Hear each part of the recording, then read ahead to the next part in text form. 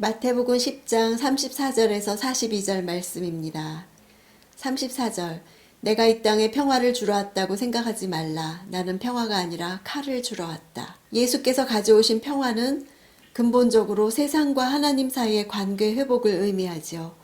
하나님과의 관계 회복은 역설적으로 세상과의 투쟁을 가져옵니다. 그 이유는 평화를 가져오신 메시아에 대한 사람들의 반응이 나뉘게 되기 때문입니다.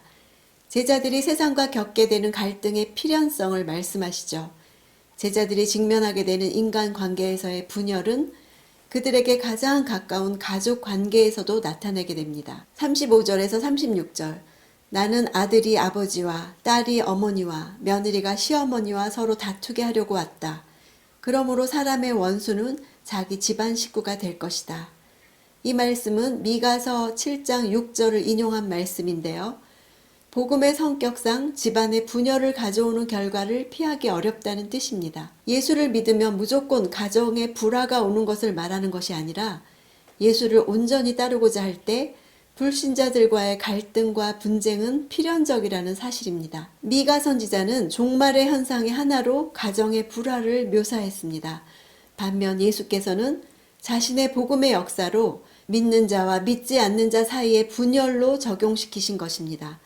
마태가 이 말씀을 기록할 당시에 많은 그리스도인들은 예수를 믿는다는 이유 때문에 혹독한 박해를 당하고 있었고 심지어 그들의 가족들로부터도 신앙의 문제로 인해 핍박을 당했습니다. 그들에게 그들이 받는 고통과 어려움은 이미 구약 성경에서 예언된 일이라는 것을 말해주고 있습니다. 37절.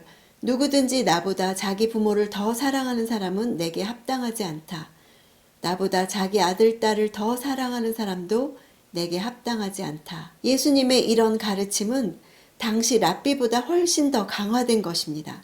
랍비는 스승을 아버지보다 더 추종해야 할 사람으로 제시하기는 하지만 때에 따라서는 제자의 개인적 일을 더 우선할 수도 있다고 전제하고 있습니다. 그러나 예수님은 언제나 예수님을 우선순위에 두는 사람만이 제자가 될 수 있다고 하십니다. 38절. 또 누구든지 자기 십자가를 지지 않고 나를 따르는 사람도 내게 합당하지 않다.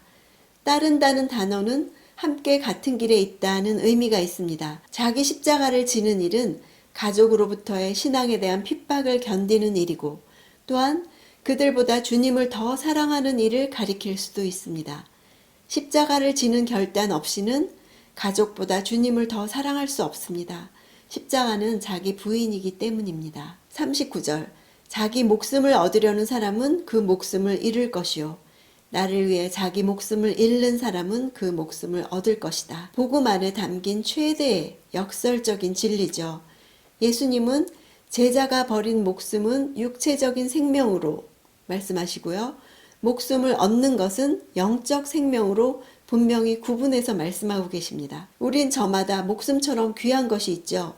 누군가에게는 자녀가 목숨처럼 귀하고 누구에게는 돈이나 자기 이름일 수도 있습니다. 그러나 목숨보다 귀한 것은 구원입니다. 구원을 위해 나의 목숨과도 같은 육체적인 것을 잃는 사람은 목숨처럼 귀한 영원한 생명을 얻을 수 있다고 말씀하시는 것입니다. 40절.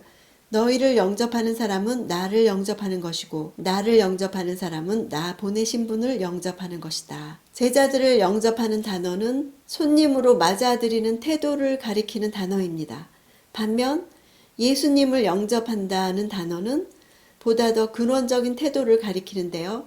예수 그리스도를 하나님의 아들로서 인정하고 그의 가르침을 배우며 삶의 주인으로 섬기고 살기로 다짐하는 태도와 행위까지를 가리키는 단어입니다. 오늘 말씀들 또한 예수님이 내게 의미가 있지 않고서는 받아들이기 힘든 말씀들이죠. 예수님을 영접함으로 하나님과의 관계 회복이 일어난 대가로 평화가 깨어지고 분열이 일어나고 또 우선순위까지 재조정해야 합니다. 세상이 이해하지 못할 일이죠. 그러나 예수님으로 인해 이런 모든 일을 감당할 만큼 내게 구원이 귀하고 제자됨이 귀하다고 고백할 수 있습니까? 예수를 따르는 대가에 대해 묵상하는 하루가 되기 원합니다.